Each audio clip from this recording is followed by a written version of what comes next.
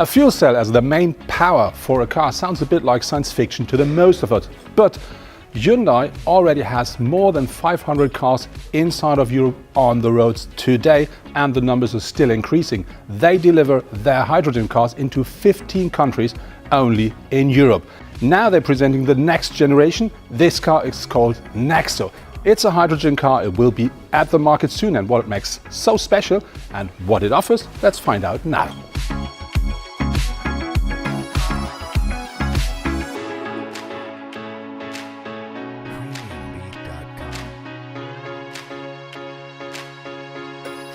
This is the next generation of hydrogen cars, and that will come to the market 2018, so this year. But that car offers a range, they say, more than 500 kilometers, but I'm not quite sure regarding to how many fuel stations and all this stuff. So I'm together here with Frank Meyer. He's the head of mobility and eco cars at Hyundai Europe. Frank, just a question. Is this a car for day-to-day driving? Definitely. With the expansion of the German network of hydrogen stations, it will be very easy to use because you don't longer need a lot of range, but you have sufficient amount of fuel stations that will help you to, in a couple of minutes, about 5 to 6 minutes, to refuel to the maximum charge of such a car. And when we talk about that car and Hyundai's, let's say, step forward into that kind of technology, what does Hyundai plan to make it happen that we will find more of those cars on the roads? Yeah. So first of all, we are very proud that we have big ambitions when it comes to eco cars in general. We launched 2 years ago the Hyundai Ioniq with 3 different powertrains: plug-in hybrid, hybrid electric.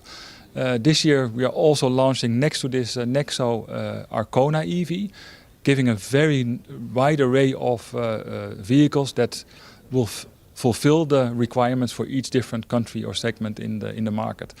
So we'll keep on doing like we did also the last couple of years, working with mobility providers, working with markets to see what is possible to deploy vehicles. And when we're talking about we want to see more of them, are there any ideas about, let's say, fleets or some people who really have a special need for it? Yeah, absolutely. One of the things that we did in the last couple of years, besides our own project in Amsterdam with our Hyundai Ioniq car sharing, we work together with 2 of the biggest hydrogen producers in Europe. One is Air Liquide in Paris, where we help them with supplying 75 fuel cell vehicles as taxi service, which is quite unique because a lot of people who get into those taxis have the availability to see how it really works. And another one is here in Germany with the gas company Linde. We started in 2016, or they started in 2016, a car sharing program in Munich, and also there is the possibility for a lot of people who live in Munich to experience firsthand how a hydrogen car drives. So as we see, this is future technology, maybe not for tomorrow, but maybe the day after tomorrow. And I'm very interested to see how many of those cars we will see in the near future on German roads.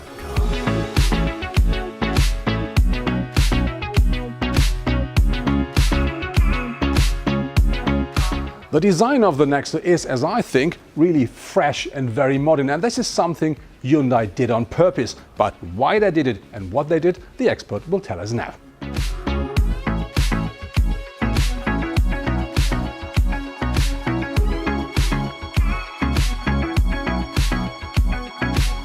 Today I'll be showing you the new Hyundai Nexo. This is what we call our future utility vehicle. And when we say future, we don't just mean future technology in the powertrain, because this is our hydrogen vehicle. We also mean future in terms of styling. So as you can see, we have full LED daytime running lights, and it has the full LED running all the way across the bonnet here. We also have the cascading grille, which is implemented into the car, much like the rest of the Hyundai lineup. And then to show more technology and how we've really improved this car in terms of aerodynamics.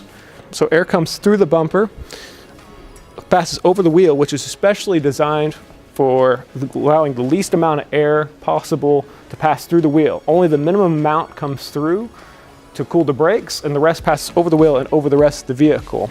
One of the other things that have been developed for aerodynamic efficiency is the auto-retracting door handles. These can be set so that only the driver's side opens or all 4 doors open at once.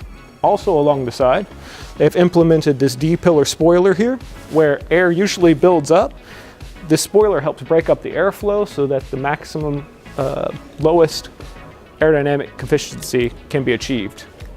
In the rear, you can see that we've kept this pure design form, and you don't see any visible rear wiper. So where the rear wiper has actually been put is way up underneath here in the rear spoiler, so that it reduces the coefficient of drag as much as possible. On the inside, you can see, compared to the iX35 fuel cell, there used to be a large bump here where the tanks used to sit. Now they've implemented 3 tanks instead of 2, and since they're a smaller size, they've implemented a full flat floor which allows 461 liters with the seats up, and once you put those seats down, you have 840 liters VDA. Where those tanks are exactly are right here along the side. There's 1 tank here behind the rear wheel, and then there's 2 more underneath the rear bench. In terms of where the battery sits, it's also directly here behind. So you have a 40 kilowatt battery, which also has 1.56 kilowatt hours. And the best way to think about the battery is this works rather like a hybrid. So when you're taking off, when you're driving in the streets, the battery's helping the car move along. Most of the car is powered by the fuel cell stack. The fuel cell stack itself is 95 kilowatts, which makes a total of 135 kilowatts. The motor that powers the wheels is able to handle 120. So typically you would think, okay, that's 15 extra. Where does that go? That 15 extra is for the headlights, for the rear tail lights, for all of the systems on the inside, and then also gives a bit of a bandwidth for when you do cold starts. Here on the interior of the Nexo, you see we've implemented a 7-inch LCD cluster. So this is where it shows all of your speed information, your fuel consumption, and so on. And for navigation, we've implemented a 12.3-inch navigation screen. So this also acts as where our radio is housed, where air conditioning units, information about the fuel cell stack and how the consumption is performing is all housed in there. In terms of the center console, we've implemented the shift-by-wire, which we already have in the Ioniq EV. But you can see that it's opened up a space here. So where you have wireless charging and USB ports, or just storage for a purse perhaps.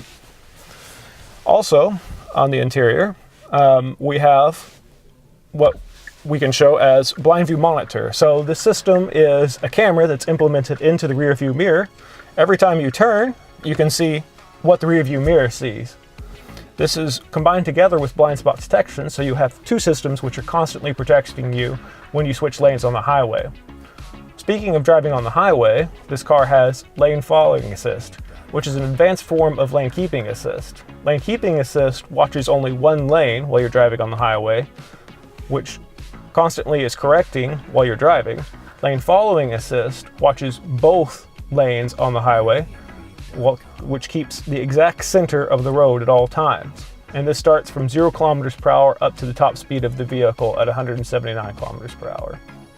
Overall, there's also remote parking assist. So when you find a parking spot and perhaps it's too small to get out of the vehicle, you drive past a spot, turn on the remote parking assist, simply step out of the vehicle, press the button on the key, and the car can park itself, either a 90-degree parking spot or parallel parking.